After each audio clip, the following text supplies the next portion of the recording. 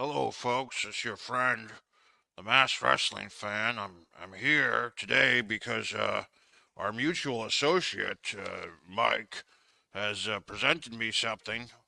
He told me he wanted me to open this, and he set up this whole situation for me to come to you today. So here I am, and let's get to it. So he said, Mass Wrestling Fan, I want you to host a very special What's in the Envelope on my YouTube channel. So I said, okay, Mike. And he said, I'm going to set it up for you with some historical information to be at your ready and so forth. So let's see what happens here. Why did he want to send me this? This apparently is all the way from Troy, New York. So we won't hold that against them. Uh, some type of photograph, perhaps. It's taped in an interesting way. I wish I had longer fingernails. I tend to keep my fingernails pretty short. Out of respect to my opponents, I don't want to rake a loose fingernail across their eyeball. So let's see. Mike tells me you folks like to see the inner workings of the tape, that it's some type of fetish for some of you individuals to see the tape come off the packaging. I'm not really sure how that is of excitement to you, but Mike says he gets a lot of social media respondents saying that they enjoy the tape, the packaging. He says he likes the people like this, the sound of it. All right, let's see what we got here. Oh my God. Okay. Well, it is January. The football playoffs apparently are underway. Of course, I'm not the masked football fan. I am the masked wrestling fan. Let's see what happens here. Okay. So let's see what's in this. Okay. Oh, very, very interesting. Looks like we have a wonderful photo here of a fantastic Intercontinental Champion, magnificent Morocco. And it looks like this is actually an autograph photo, autographed by the actual photographer, George Palatino. Wonderful.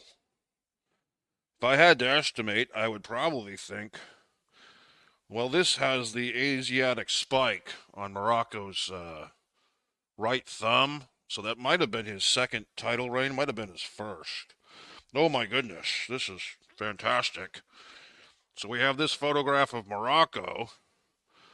Then we have this other photograph of the champion Bob Backlund. Now, for you longtime wrestling fans, you'll recall that for a few years, Bob Backlund, in his final days as WWF champion, heavyweight champion, wonderful.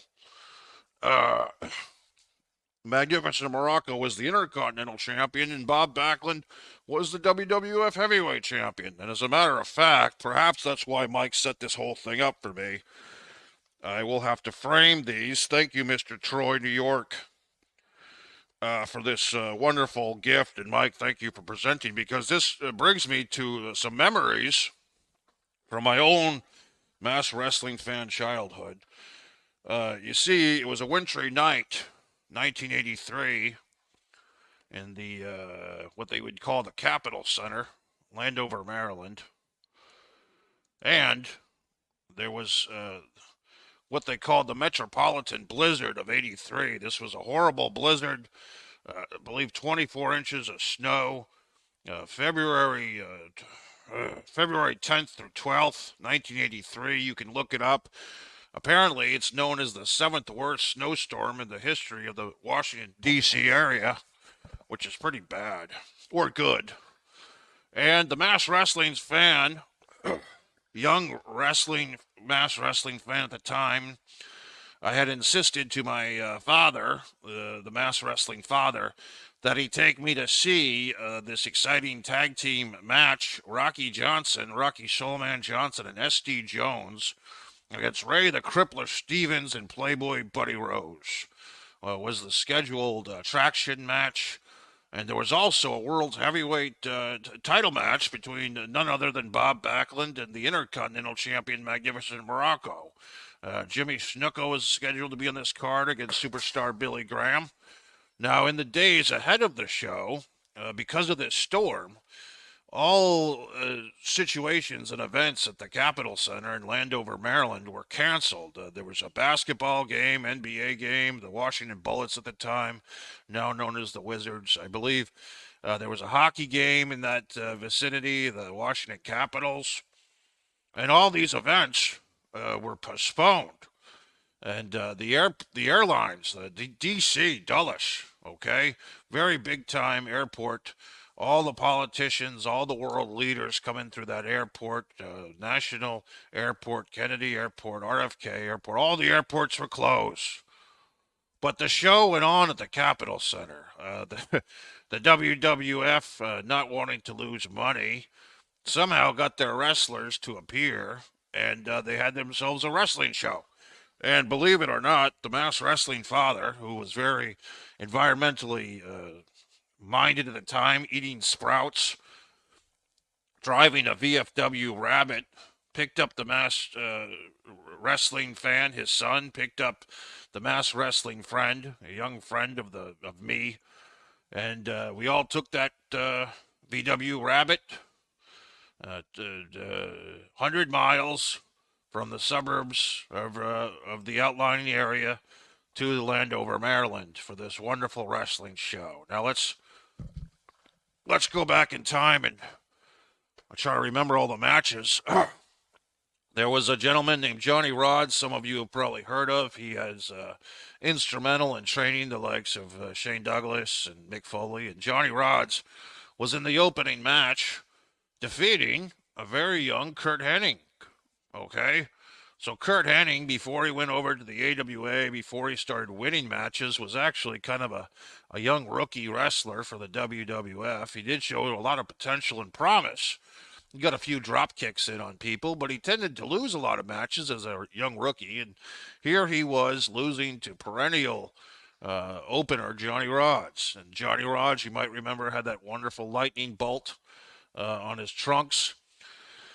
The next match featured another young wrestler who came into his own maybe 10 years later, 12 years later. A young man who left us far too soon, but Eddie Gilbert. Before he was Hot Stuff Eddie Gilbert, and before he was off trolloping with Missy Hyatt and the like, Eddie Gilbert was at this show as a young wrestler, going toe-to-toe with kind of another preliminary gentleman named Charlie Fulton. Now, a lot of you folks remember some of the better-known undercard wrestlers of the time, the Mario Mancini's and the Pete Doherty's, the Duke of Dorchester, but a lot of folks kind of forget just a couple of years earlier, there was a really hard-working wrestler named Charlie Fulton who actually was quite good in some of the smaller, the territory days, the Carolinas and so forth. But Charlie, here in Landover, was there basically to put over good old Eddie Gilbert. Charlie Fulton had a nice beard, a nice head of hair. Kind of looked like if you took Michael P.S. Hayes and mixed him with a mechanic, you'd have Charlie Fulton. But Eddie Gilbert, the Whiz Kid, as they called him back then, was able to win that match. The next thing, I cannot recall this match very well at all, but a couple of guys at the time, Pete Sanchez defeated Baron Mikhail Sakula. Now, Sakula, in a previous generation, was a main event wrestler, but here he had a cape, and that was about it. He was just a big guy at the tail end of his career, putting other guys over, and good old Pete Sanchez defeated Baron Mikhail Sakula. Well, so far we've had a couple of youngsters, Gilbert and Hennig, who had potential but weren't quite there yet, not by a long shot. The card picked up a bit with the fourth match. Mr. Fuji, I do recall him with his Asian salt always very ceremonial. He was supposed to be wrestling Salvatore Balemo. Balemo could not make it all the way from Italy in that horrible snowstorm of 1983. So they actually broke up a tag team match. I think the Strongbows were scheduled to be in tag team action that night. They broke them up and they put Jules Strongbow in there with Mr. Fuji. Now, I want to say that at the time, the Strongbow brothers had just defeated Mr. Fuji and Mr. Saito for the WWF Tag Team title a few months earlier. So this was a little bit of a revenge possibility for Mr. Fuji going against the younger Strongbow, Jules, and Mr. Fuji with his Asian salt, which was always a big thing for the crowd. The crowd always liked seeing Mr. Fuji throw his salt in the air, a big puff of salt. Very exciting, and Mr. Fuji won the match. Apparently, Samoan Sika was supposed to be in attendance, and he didn't make it either because of this horrible snowstorm. So they put in a guy named Bob Bradley. Bob Bradley was a wrestler who a few years later had some success in World Class Championship Wrestling around 1988. But Bob Bradley was a guy, a very muscular young man, who never really seemed to reach his full potential in the WWF.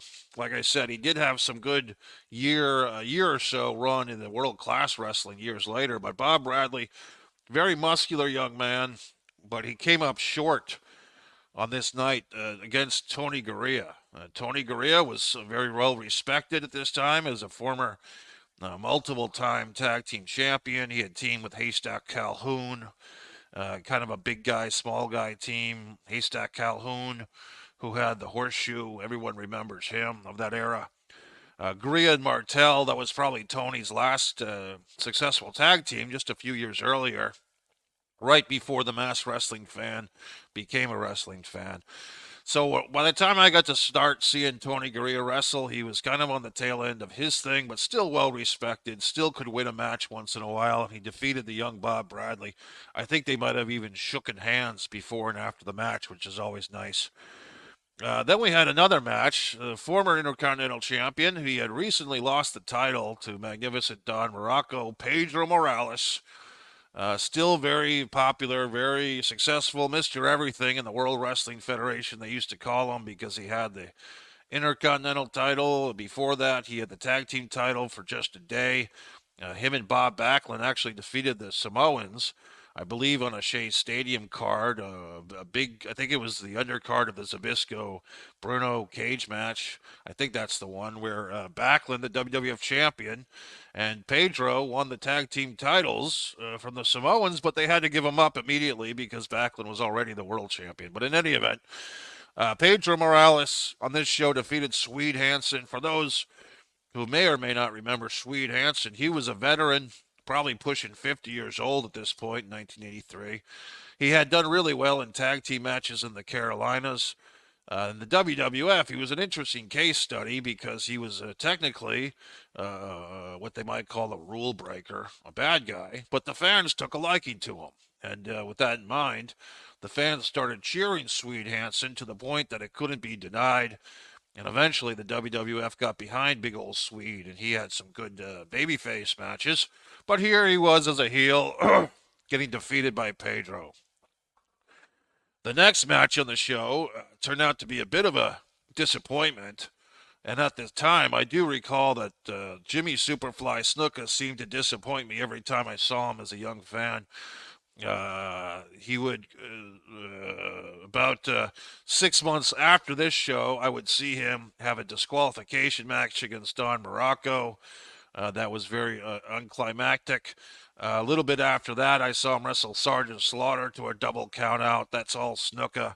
And on this match, Jimmy Snuka and the former WWF champion superstar Billy Graham, who was kind of just coming off losing a series of matches to Backlund. So superstar Billy Graham gets put in there against Snuka. Should have been a nice, easy victory for Snuka of some kind, but he gets a cheapo count-out victory. I believe the two men were fighting on the outside of the floor, exchanging forearm smashes, when Snuka did a nice leapfrog over Graham on the floor and then hopped back into the ring, gets himself a count-out victory. Now, you might be wondering, Mike, Mike, if Mike is out there, I appreciate him putting me on this telecast. You might be wondering, Mass Wrestling fan, uh, how was the crowd? I mean, if this turnout of this metropolitan snowstorm, the crowd was probably 7 or 8 thousand people came out. I'm sure a lot of people had to go through a lot of trouble to get there, and probably a lot of people had purchased tickets could not make it. But the WWF said on with the show, and the show went on. And credit to my Mass Wrestling father for bringing me and the Mass Wrestling friend through this turbulent snowstorm, risking our lives to see pro wrestling. It was well worth it. The next match, in a sense, was the main event. All the marbles on the line. The Intercontinental Champion, Magnificent Don Muraco, as stated. Wonderful photograph once again. Magnificent Don Muraco, who just a few weeks earlier had won this title from Pedro Morales for the second time. Here he is challenging the champion, Bob Backlund, who's deep into his title reign. The fifth reign. Is that also signed by Napolitano? Apparently it is. So the two gentlemen are getting that match. Very, very long match. And at one point, Muraco was able to bust open Backlund's head. I think he smashed him against the turnpost on the outside. The blood was a-flowing. The referee came in, checked out the cuts on Backlund's head.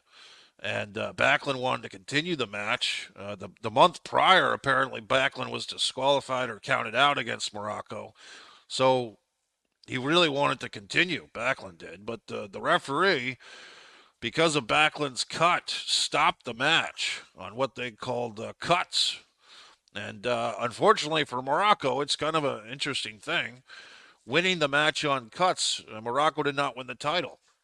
Now, these days, if there was a champion who could not continue in the match, most likely his championship would be awarded to the challenger. But this was something that people maybe don't realize or talk about. In this era, Ric Flair, Harley Race were often getting disqualified for throwing their opponents over the top rope, Flair especially, to save their championships on the DQ rule over in the National Wrestling Alliance. But here, in the World Wrestling Federation, Bob Backlund would either pin his opponent, make them submit to a chicken wing, but if they wanted to stretch things out for a few more matches, a few more months worth of wrestling, Backlund would often lose a match via cuts.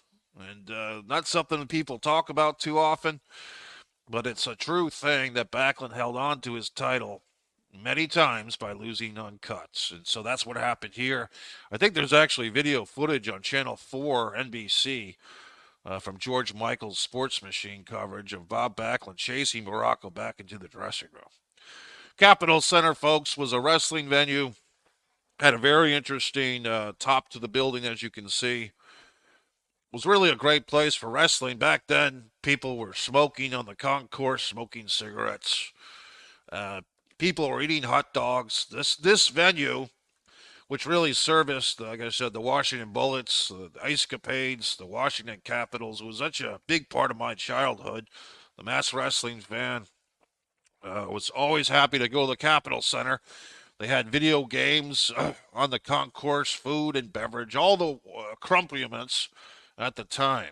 And it was quite a wonderful place, and it was such a sad day in the nation capital's history when the venue was torn down to pieces. Very upsetting to me that ever happened. I don't think they've ever really replaced it, to be honest with you. They have this MCI Center in downtown D.C. Never got over with me, I'll say that. So, and then finally, the fun match, interesting at the time, Special Delivery Jones was, always losing matches on television, but for some reason he was always well regarded and well promoted in the Washington, D.C. area. And he was put in the final match of the night, the special main event tag team match. Special Delivery Jones and Rocky Soulman Johnson. At the time, folks, believe it or not, they were promoted as the Soul Patrol. And that's several months before Tony Atlas came back into the territory, and he teamed with Tony Atlas, and Tony Atlas teamed with Rocky Johnson. I'm sorry, and S.D. Jones became the odd man out. But here, no Tony Atlas. I think he was still in Georgia Championship Wrestling. It's S.D. Jones and Rocky Johnson really going against a legend, Ray Stevens, one of the best workers of all time, probably top 5. Ray the Crippler Stevens, it would have been nice to see him with his old buddy Pat Patterson, but it was Playboy Buddy Rose. Playboy Buddy Rose and Ray Stevens. And you talk about the wrestler blonde hair of the day. These two gentlemen had it. They had the nice blonde hair. And they were in there against Johnson and Jones. Crowd was partial to Johnson and Jones, perhaps for obvious reasons. And the match went pretty much as you would expected. A lot of hijinks, a lot of cocoa butts, a lot of headbutts. Stevens and Rose using the tag team rope to choke their opponent. I do remember at one point, Johnson and Atlas were working over Playboy Buddy Rose's arm. I'm sorry, Johnson and Jones, damn it. And they were working over Playboy Buddy Rose's arm, and Crippler Stevens tried to get in the ring. Referee wouldn't allow him to get in the ring, and Johnson and Jones did a blind tag. Basically, they tagged without a tag. So S.D. Jones comes to the ring, takes over the armbar. Rocky Johnson goes up behind the referee's back and gives him one of these, a little clap behind his ear to make him think that he tagged him when he did it. So there's quite a bit of hijinks, and I don't recall exactly who pinned who, but Johnson and Jones came out the victor. Now, I do remember that the match was initially supposed to be billed as a 2 out of 3 falls match, but the way that I recall it, they only did 1 fall, probably because they just wanted to get the hell out of there. I mean, if you look at the times on these matches, it's listed that the Morocco Backlund match, for the matches they have at the time, 14 minutes and 5 seconds. Seemed a lot longer to me at the time as a child, as a mass wrestling child. But really quite a nice time. I think it's one of those things, folks. It may not have been the greatest show of all time, but just the fact that these wrestlers came out in the middle of the snowstorm, the 7th worst snowstorm in metropolitan history. And to my mass wrestling father's credit, he got me and my friend there safe and sound. We saw the entire show, had a wonderful time, and headed back to the suburbs. Just makes you think about things. These wonderful photographs from Mike here on One Pro Wrestling and Sports Fan YouTube channel. I'm going to have to find some type of frame. I have a frame right here. I don't know if it'll fit, if these 2 photographs will possibly fit in this frame. If you have any questions or queries, go right ahead. Now that I'm here, we can actually talk some intelligent wrestling talk. No offense to Mike, but he's so frustrated and animated all the time. Sometimes his passion gets in the way of his sensibilities. But you know me, the mass wrestling fan, I try to keep things in perspective. I try to do things the proper way, the old-fashioned way. I'll see if we can take this special effect. One of those venues, folks, that for whatever reason, the powers that be decided that we no longer needed it. The Capitol Center, Landover, Maryland. I would argue to my mass wrestling grave that that's the type of venue, is exactly what we do need in this world. Now, I do recall that the venue was so far off the beaten path, it was actually a lot of time spent in the parking lot getting out of events, not necessarily getting to the event, but after the event, whatever it was, a lot of times you'd sit in that parking lot for hours. So I'm trying to do this. It's got this, for Christ's sakes. It's got this stuff, this skim. I'm not sure what do you call it. Some type of protected layer, some type of thing on the. They try to make things easier for you. They make it harder. Just trying to figure this out. It's some type of foreskin almost on this frame. I just trying to get this thing going. Like I said, okay. I think I got it. I keep my fingernails trimmed so tight to the bone. And this frame actually has a little dent in it. And now there's another, my goodness, another skimmy side on the other side. It's just, it never ends, folks. Just everything you do in life is just so goddamn frustrating. All right, let's see here. Just trying to remove this skim. This, God in heaven. It's just so frustrating. Just trying to remove this horrible skim. I need an assistant. Here we go. I think I got it.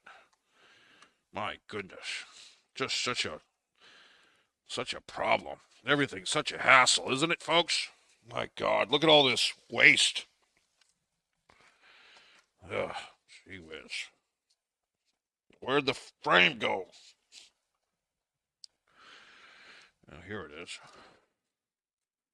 Let's see if we can assemble this in live time. I appreciate you spending your quality time with me. Looks like neither one of us have anything better to do. Got it. Jesus. You need instructions. Okay. So I wonder if both of these gentlemen will fit into this. They do fit. I would like to center them, perhaps, some regard. Put this as a backing. This just might be the as we say, folks, this might be the rough draft of this process. I might revisit this later when I'm off camera and have better, are they on the right? So this is kind of nice then.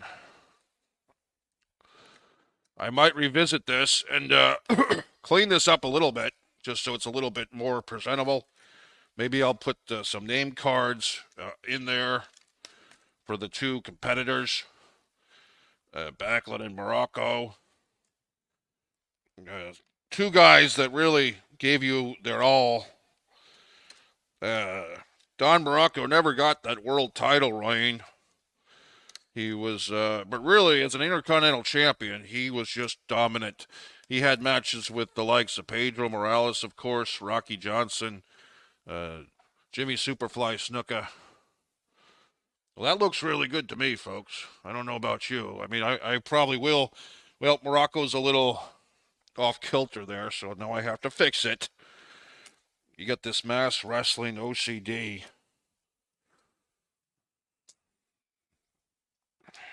Just nothing is easy, folks. Nothing is easy in this world.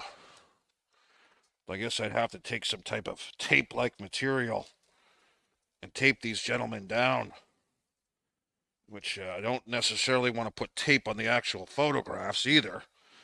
So I don't know what the hell to do. I mean, how do you tape something without putting tape on it? I mean, God, that's not bad. I think what I may do here is, instead of this Statue of Liberty, I might buffer with just a piece of white paper. God's sakes. If I just put some nice blank white paper in there, it'll kind of even things out a little bit. And I do not want to use tape. I really don't, because I don't want the photographs to be besmirched with tape. When you're a perfectionist like myself, you don't like to do a shoddy job with anything. You like to do things the right way. We are getting a little bit closer to that. This may not be totally perfect, but it's getting there. And maybe there's hope for humanity yet. Who knows?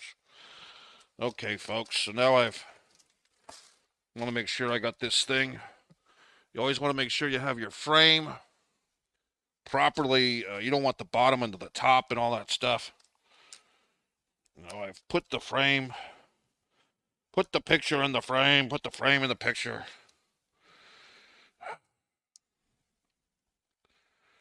We'll be doing more of these videos. If you have any special topics you'd like me to cover on this channel for my take on things, you're more than welcome to ask. All right. God in heaven. That looks a lot better, doesn't it? Looks like they're pretty much on kilter. Like I said, I might go back later and revisit that. Oh, this, God in heaven. Ugh. All these lights, the reflections. I need a light coordinator around here, for God's sakes. Well, that's it, folks. Well, Backlund and Morocco, two legends doing battle. Oh, thanks, Mike, for your kindness and this very special What's in the Bag. I really enjoyed it. Mash Wrestling fan. Subscribe, idiots. Thank you.